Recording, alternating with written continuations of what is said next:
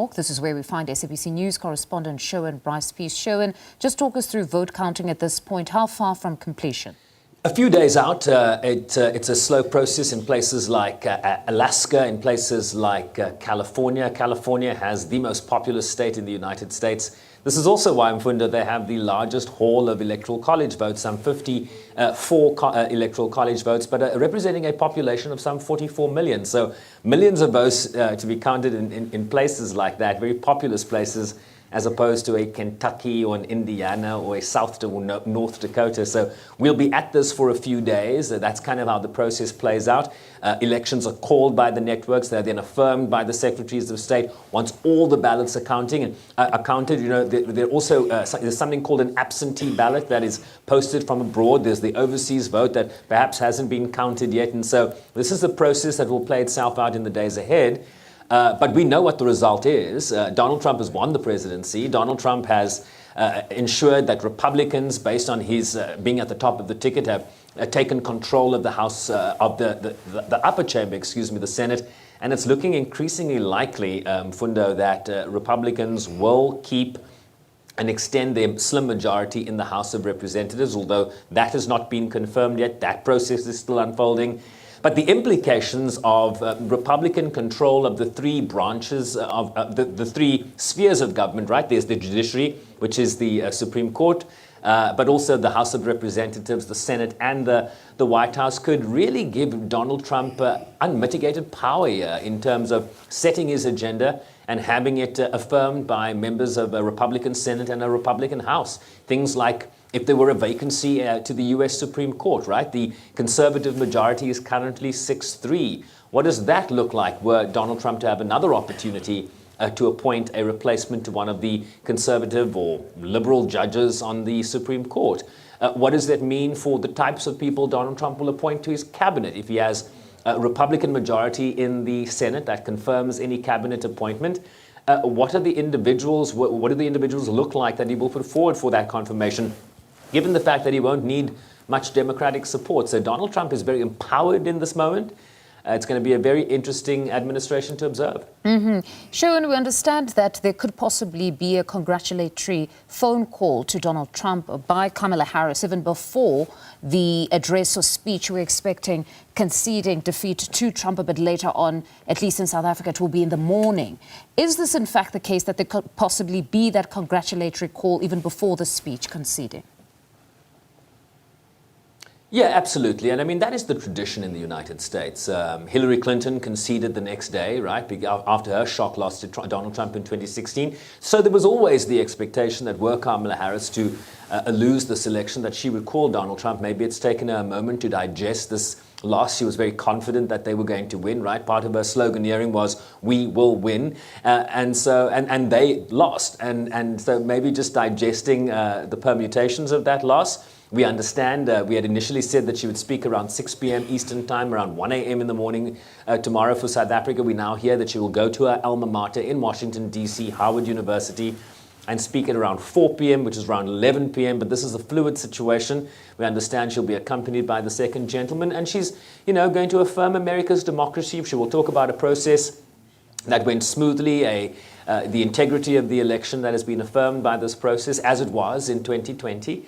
And so she will speak to a process that is unfolding and try to take this hit with an element of dignity. But what we do know to be true is also that there will be a lot of frustration within the Democratic Party, your Nancy Pelosi's, your Barack Obama's. Joe Biden is still the sitting president, and he must be feeling maybe a little bit vindicated, because he didn't want to leave and then was pressured to do so. And maybe also some criticism that you were speaking about earlier, right, in terms of Democrats essentially wanting Joe Biden to not run for a second term given his age, and him refusing to step aside earlier. And so all these permutations as to why and how are still being discussed and debated as we digest this seismic win for Donald Trump. I suppose we'll find out a bit later on whether this indecision on the part of Biden and even the Democrats to actually pull him out a bit earlier really cost them this election. But as vote counting continues, what has been the sentiment of some pundits just across America on the electoral outcome itself? What are they saying this electoral outcome indicates?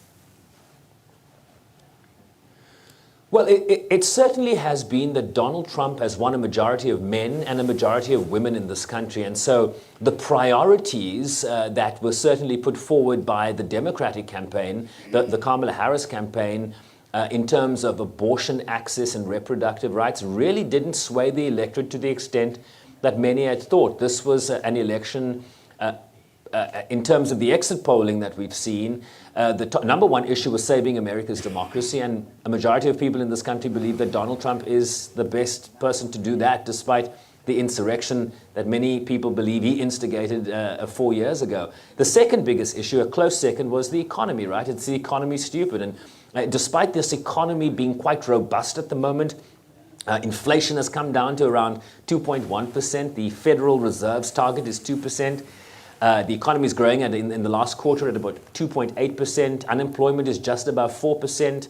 Wages are up across the country. But the cost of living, the price of groceries, the price of housing, despite your salary being up, you still understand what the price of milk should be or a loaf of bread should be. And if you're paying too much of that, that irritates anybody, even if they do have expendable income. And so the frustration around the cost of living was attached to this administration. Incumbency is often very hard, where people feel that economic pain is kind of their life. Let me just also add this, right? In terms of the shift we are going to see now, in terms of control of the Senate, control of the House of Representatives, it means that committee chairs, like the chairman of the Foreign Relations Committee, is going to be a Republican now. And let me tell you why that might matter to a country like South Africa.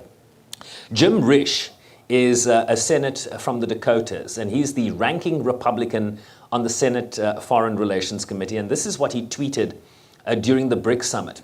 He was responding to an article on Bloomberg that was talking about the pressure that was being put on Taiwan to move its mission from Pretoria, the capital of South Africa, to Johannesburg. And he retweets this and says the following: South Africa undermines U.S. interests by surrendering its sovereignty to China and pushing Taiwan, while praising Putin's corrupt regime at the anti-West BRICS summit. Why does the Biden administration refuse to review its policy towards a South Africa that is hostile to the U.S.? This is going to be very likely the incoming chairman of the Foreign Relations Committee. And let me remind you that the Republican House of Representatives in this Congress has already passed legislation called the U.S.-South Africa Bilateral Relations Review Act. Yeah. Based on concerns in the Republican caucus that South Africa's foreign policy is a threat to U.S. foreign policy interests vis-a-vis Russia, vis-a-vis the ICJ case against Israel at the in terms of its war in Gaza. So be very cautious in terms of the changes we are going to see in the U.S. government and the Senate in particular, and how that might impact the bilateral relationship with South Africa based on its foreign policy. And that specific policy was passed just in between election time here in South Africa, so it didn't get a lot or enjoy a lot of media attention, but one that we attempted to debate extensively, that what would be the implications of such a bill where there's probably going to be a review of this relationship between South Africa and America. But Sherwin, we'll leave it there for now and touch base as the day progresses. That's SABC News correspondent Sherwin Bryce-Pease in New York for us.